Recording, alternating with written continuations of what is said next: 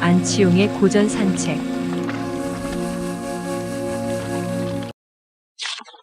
이 책 자체가 윤리학이라는 이름을 달고 있기 때문에 여러분들이 중요한 덕목들에 대해서 이제 주목을 하는데, 여기 나와 있는 것들은 그냥 그 자체로 우리가 중세 때에 또는 그 후에 많이 나왔던 철학자들의 수상론이나 이런 정도 생각하고 읽으면 돼요. 읽으면 되는데, 이제 이 책에서는 끊임없이 따라다니는 얘기가 최고선에 관한 얘기거든요. 최고선. 그래서 시험 문제에 나오는 최고선은 아리스토텔레스가 뭐라고 했다. 행복이다. 라고 했는데, 이게 그러면은, 그렇기 때문에 이 책은 일종의 행복론으로 읽힐 수 있다라고 받아들이면은, 제 입장에서는 제가 그리스 철학 전공자는 아니지만은, 일면적인 이해가 될 수도 있다고 봐요. 행복론으로 받아들이면. 근데 우리가 알고 있는 행복론과 아리스토텔레스가 말하는 행복론은 논의의 지평 자체가 다른 거거든요. 그러니까는, 그거는 이 책을 안 읽은 사람한테는 이 책은 아리스토텔레스의 행복론이라 얘기한다면 오해를 불러올 수가 있죠. 그죠? 오히려 행복론보다는 다양한 내용들을 담고 있는데, 인식론에 관한 것도 있고, 윤리학보다는 정치 철학에 가까운 측면도 있고, 좀 낯설게 느껴지는 것이 이 책에는 정의에 관한 부분이 상당히 비중 있게 다뤄지고 있죠. 이 책은 아리스토텔레스의 정치학하고 결부해서 읽어야 된다는 게 이제 전공하는 분들의 조언이죠. 그래서 일단 우리는 행복이 절대선이라고 생각하는데, 행복이 그럼 뭐냐라는 개념은 정의하고 가야겠죠. 그죠? 그러니까 이 책에서 아리스토텔레스가 정의한 거는, 행복은 온전한 덕과 생애 전체를 통하여 성취된다고 했죠. 그죠? 그거는 구현 양태고, 행복은 한마디로 또 완전한 덕에 따른 정신의 활동이라고. 그러니까 행복은 활동이에요. 상태가 아니고 덕이 상태라고 얘기했고, 완전한 덕을 따라야만 행복해지는 거야. 덕의 종류에 대해서 이제 쭉 얘기를 한 것이고, 그것들은 대부분 중용이다라는 게 이 기본적인 얼개가 되는 거죠. 아리스토텔레스가 말하는 행복은 어떤 거예요? 마지막 결론. 뒤에 관조적인 삶이라고 얘기했죠. 항상 지속되고 불변하는 것. 그 다음에 그것으로 말미암아 존재하는 것. 예를 들어서 그것으로 말미암아 존재하는 것은 신 같은 거죠. 그것 외에는 존재의 이유가 없는 것. 그런 것들은 제1자라고도 하고, 여기선 제1원리라고도 하고, 다양한 말들로 설명을 하고 있는데, 철학사에 보면은, 어쨌든 그것들에 대해서 들여다보고, 관찰하고, 고민하고 이런 사람이죠. 그래서 아리스토텔레스의 논리에 따르면 누가 제일 행복해요? 철학자는 신들에게 가장 많은 사랑을 받은 사람이고, 철학자는 또 가장 행복한 사람이라고 할 수 있다. 그렇기 때문에 최고선은 행복이고, 그 행복이라는 것은 완전한 덕에 따른 정신의 활동인데, 그러면서 구체적으로 나타나는 삶은 관조적인 삶이고, 따라서 제일 행복한 사람은 철학자일 수밖에 없다는, 그러니까 큰 줄거리만 따라가게 되면은 이 책을 행복론이라고 하는 게 얼마나 좀 무리한 논리인가. 우리가 알고 있는 행복론이라는 거는 보통 사람들이, 평균적인 사람들이, 또는 하나의 개인이 어떤 사회와의 관계 속에서, 가족과의 관계에서, 구조와 개인 간의 갈등 속에서 어떻게 하면은 자신을 잃지 않고 조금 더 덜 불행해지며 행복의 수치를 높여갈 것인가, 이런 것들을 다루는 거라면, 또는 사회과학적인 분석도 나오고, 사람들의 생애 추적을 한다든지, 이런 것들이 나오는데, 니코마코스 윤리학에서 아리스토텔레스가 말한 행복은 전혀 다른 관점의 행복을 얘기하고 있기 때문에, 아리스토텔레스 행복론이라 한다는 것은 잘못된 해석이라고 할 수 있어요.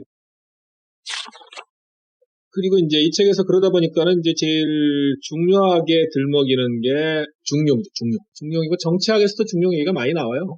중용이라는 말 속에서 우리가 플라톤과의 결별이 일어나는 거죠. 결정적으로 일어나고, 우리 정의 부분을 살펴보면은, 정의는, 플라톤이 얘기한 대로 타인의 선이다, 완전한 덕이다고 얘기하고 있는데, 이 양반은 아리스토텔레스죠. 아리스토텔레스가 말하는 정의는 좀 오버해서 해석하면 군주론적인 정의일 수도 있어요. 그래서 아리스토텔레스를 이론론이라고 하는 게, 예를 들어서 이런 표현 같은 경우에 하나의 차선책으로 악들 가운데 가장 적은 것을 취해야 된다는 표현이라든지. 근데 플라톤과 맞서는, 악은 악이고, 플라톤에 있어서는 악은 악일 뿐이지 작은 악이 존재할 수는 없어. 그렇다면 우리는 악에 대해서는 맞서야 되고 거부해야 되는 것이지 거악과 차악 중에 차악을 택해서는 안 되는 거죠. 그러니까 우리가 현실 정치에서는 차악을 논하는데 현실 정치는 차악을 선택하는 거라는 얘기를 많이 하잖아요. 그래서 아리스토텔레스는 현실 정치하고 오히려 가깝죠. 플라톤은 현실 정치하고 좀 오히려 멀고 항상 뭔가 좀 불평불만 분자든가 그 다음에 현실에서 자초하는 사람들의 철학을 다 있게 되고. 그래서 이 책에서 나오는 정의라는 거는 이 심오하면서도 아리스토텔레스의 입장을 이제 보여주는 건데, 예를 들어서 자기 아내와 간음할 수 있는 사람은 없다, 뭐 이런 얘기도 있잖아요. 근데 여기도 이제 이 표현이 있죠. 훔치기는 했지만 도둑은 아니요, 간음은 했으나 음탕한 사람은 아니며, 뭐 다른 경우에도 마찬가지다. 이렇게 돼 있고, 그래서 내려가면은 이런 표현이 있죠. 우리가 찾고 있는 것이 무조건적으로 옳은 것만이 아니요, 또한 정치적인 옳음이기도 하다는 것을 잊어서는 안 된다. 여기서 말하는 옳음은 그거는 이 책에서 나와 있을 때 우리가 반복해서 잘못 이해하고 있는 우리는 뭐 아리스토텔레스가 우리는 정치적인 동물이라고 얘기했다고 하는 때의 그 정치적인 동물. 알다시피 폴리스적인 존재라는 얘기잖아요.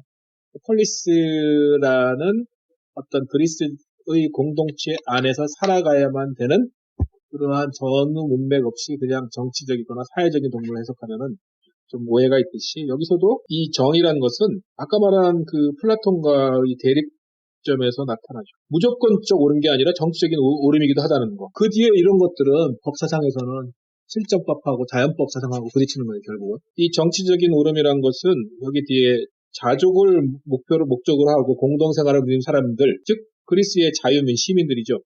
간에서만 찾아볼 수 있는 것이요. 그리고 이 조건을 갖추지 못한 사람들 간에는 정치적인 옳음이 없고 그렇기 때문에 여기서 노예제를 합리화할 수 있습니다. 그래서 이 사람은 아주 현실에 입각한 정의를 표명하고 있어요. 그리고 이 사람은 법에 대한 존중이 더 강해요. 오히려 소크라테스가 뭐 결코 하지 않았다는 그 말, 그렇지만 한 것으로 전해지는 그 말은 오히려 악법도 법이다라는 말은 아리스토텔레스가 했을 법한. 여기 보면은 정의란 법이 그 상호관계를 다스리고 있는 사람들 관에만 존재하는 거예요. 그리고 법은 피차간에 부정의가 있는 사람들을 위해서입니다. 그래서 옳은 행위에 대해서 설명하고 나면서 마지막으로 어떻게 돼 있냐면 그러므로 정의란 본질적으로 인간적인 것이다. 그래서 정의에 대한 아리스토텔레스의 해석은 다분히 현실 정치에 기반해서 이론적인 관점에서 타협하는 뭐 예를 들어서 칸트에서 떠올릴 수 있는 뭐 하늘의 별을 바라보면서 내 가슴 속에 도덕론을 생각하는 그러한 정의와는 다른 거고 그거는 아리스토텔레스 자체가 현실 정치에 개입은 하진 않았지만 어떤 권력자의 관계 속에서 그 아테네의 하나의 이방인으로 아테네에서 살아가면서 그 스스로 중간자적인 위치를 자리매김하면서 자신의 삶을 드러냈는데 이 삶과도 연결이 된다고 볼 수 있죠. 정의란 본질적으로 인간적이란 말이 갖고 있는 인간적인 뉘앙스에도 불구하고 매우 인간적인 말이잖아. 정의란 인간적이다. 당연히 정의는 인간적이어야 되지. 이 말이 갖고 있는 이면의 뜻은 정의는 비인간적이라는 뜻을 담고 있는. 정의란 지배자의 정의란 얘기죠. 이 아리스토텔레스가 이론론과 현실 정치에서 플라톤이 이원론과 이상주의가 되는 건데 플라톤은 이데아를 꿈꾸잖아요. 이데아가 있는 세상은 제 반복해서 드리는 말씀이 그런 거잖아요. 어떤 진보적인 가치라는 거는 보편적인 거. 여기가 이제 아리스토텔레스는 인식이라는 건 보편적인 거를 인식하는 보편적인 것에 다가가는 능력이라고 했는데 개별적인 것과 보편적인 것을 아울러서 현실 속에서 사람이 수용한다면 그 과정에서 절대적인 가치, 보편적인 가치가 있다고 믿고 그것을 향해서 역사가 발전하고 우리의 인지가 또는 뭐 누구 표현을 빌면은 자유에 대한 인지가 점점점 나아가고 있는 것, 진전하는 것 이런 것들이 이제 진보주의자들의 시각이죠. 아리스토텔레스는 그런 의미에서는 진보주의자는 아니에요. 그래서 그 앞뒤 부분은 그렇고 이제 안에 부분은 그냥 그 윤리학적 에세이를 읽으면 돼요. 핵심은 이제 행복에 관한 거하고 이제 정의. 이 책이 결국은 정치학과의 연관성에서 있는 책이라는 거를 잊어버리면 안 되겠죠. 왜냐하면 정의라는 건 무조건적인 옳음이 아니라 정치적인 옳음이고 정의는 본질적으로 인간적인 것이기 때문에 근데 이 인간이라는 것도 인간적인 인간이에요. 무슨 말이냐면 인간이라고 자격을 부여받지 못한 영어로 하면 퀄리파이드 되지 못한 인간들에 대해서는 적용되지 않는 이게 우리가 역사에서 보면은 미국도 미국이 독립이 되고 나서 자유의 국가가 출범했다고 사기를 치고 있지만, 알다시피 미국 독립으로 출범한 나라는 백인 지주들의 나라였죠. 영국 여왕을 내서 지배점을 바뀐 것 뿐이고, 흑인 노예, 백인 가난뱅이 여자들의 나라는 아니었어요. 그런 의미에서 미국을 자유의 나라라고 선전하고 있는 것과 같은 관점이죠. 여기서 정의는 본질적으로 인간적이고 뭐 이렇게 얘기할 때, 그리고 인간은 폴리스적인 동물이다, 정치적인 동물이고 이렇게 얘기할 때, 결국 우리가 현실 정치에서 나타나는 아메리카 같은 경우가 그런 예에 해당하는 거죠. 실제로 오랫동안 노예제를 기반으로 미국은 번성을 했잖아요. 버텼고. 현실 적합성은 그래서 크죠. 플라톤이 예를 들어서 마누라랑 자식도 공동 소유하고 그다음에 치자들은 다스리는 사람들은 자기 재산 갖지 말라 그러고 이러면은 참 좋은 얘기인데 현실 정착은 너무 안 맞지. 그래서 우리 이상적이고 아름다운 것들은 현실에서 잘 안 맞아. 그리고 우리 현실 적합성이 높은 것들은 추악해.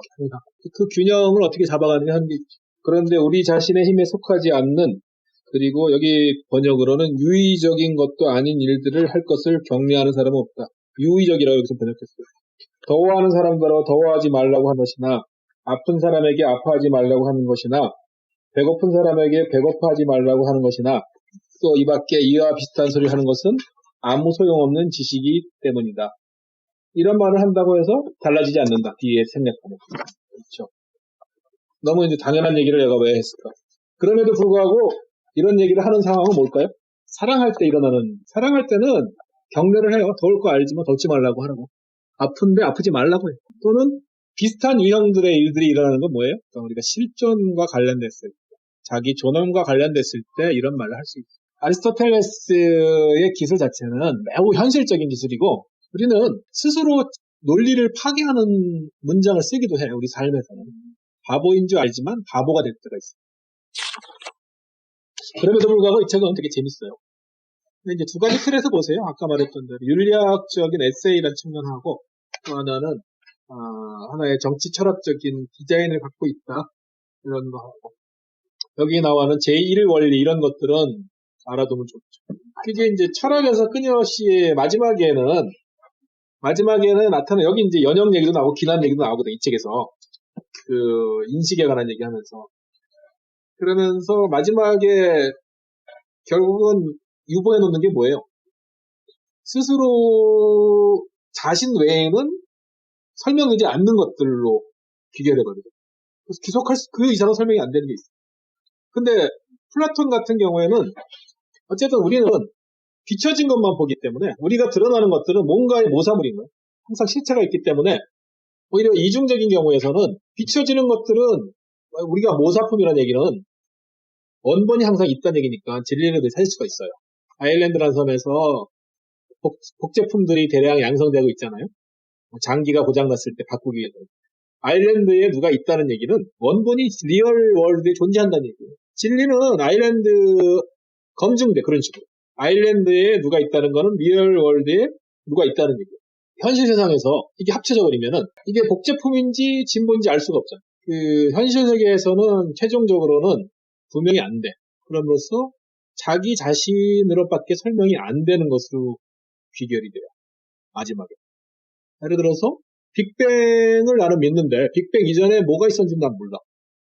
그러니까 빅뱅은 그 자체밖에 설명이 안 되는 거야. 우리가 인식과정과 진리탐구 과정에서 여기서도 자신으로 말미암아 스스로가 원인이 되는 것들에 대해서 이제 자꾸 거론을 하고 있는데, 철학사라든지 우리가 인식의 문제에 부딪히면은 결국 그거에 다다르게 돼. 사회과학에서 마찬가지로.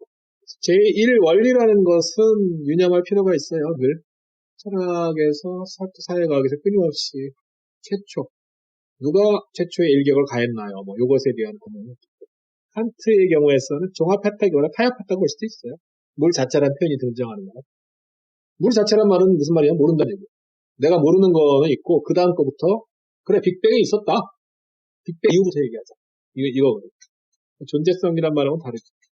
그러니까 제1원리란 말을 왜 기억하자고 하냐면, 우리가 부딪혔을 때 최종적으로 해명이 되지 않는 것들, 다른 것에 의해서 해명이 되지 않는 것들을 제1원리라고 한다. 우리가 수학을 풀 때 이거는 X라고 해놓고 나가자라고 하듯이, 그때는 제1원리라고 가로치고 지나가는 수밖에 없다는 거죠. 상자 안에 고양이가 죽었는지 살았는지 우리가 알 수가 없는데 그냥 상자라고 죽었거나 살았거나 상자라고 상자가 있다라고 하고 다음 논리를 진행하는 거지. 그 이상의 논의는 진행이 안 된다는 거지.